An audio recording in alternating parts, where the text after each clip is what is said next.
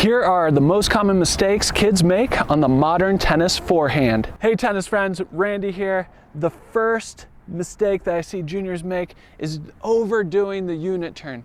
So they do their unit turn, but instead of just going here and then releasing, they rotate all the way through here, which you see with Federer and Nadal. However, at the recreational level, this is going to make the player late because they're here. Now they need all this load to come through, and oftentimes juniors just don't have enough time or coordination to bring it through and end up hitting the ball late here rather than hitting more out in front. So the best way to fix this is to make sure that when your student is doing the unit turn, have them release the racket right here at midsection. Don't have them go all the way through here. Releasing here will shorten up the load just a little bit to where they're more likely to meet the ball out in front. A common mistake I see with the juniors on the backswing is taking the racket back and having a chicken wing or a T-Rex arm on the takeback.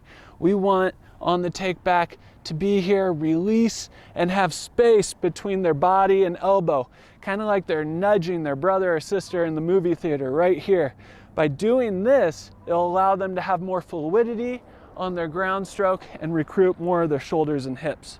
If you feel like you're getting value out of this video, please hit that like button. It'll help me spread this video to more people and get more kids on the court. With the modern forehand comes a lot of topspin.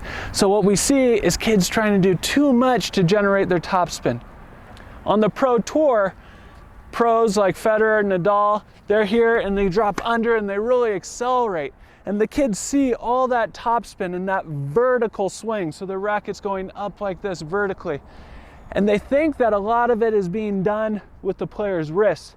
But what's actually happening is that when the player drops their racket, the pros aren't even thinking about their wrist. They're just accelerating the racket with their shoulders and hips. And then up here, the racket releases, where the wrist gets involved in the follow through. So, easy way to fix it, if you see your junior going like this, and then trying to create this little brush, like that. Easiest way to fix it is just have them focus on their finish. Have them drop their racket and just focus on getting their shoulders and hips to have a strong finish up top. They'll take their mind off of what their wrist is doing and just allow the topspin to come more naturally. All right guys, now that we got the forehand down and we can identify the mistakes and we know how to fix them, it's time to practice. So if you want to know how to practice on the wall and get these forehand strokes, a lot of repetitions, that's up next.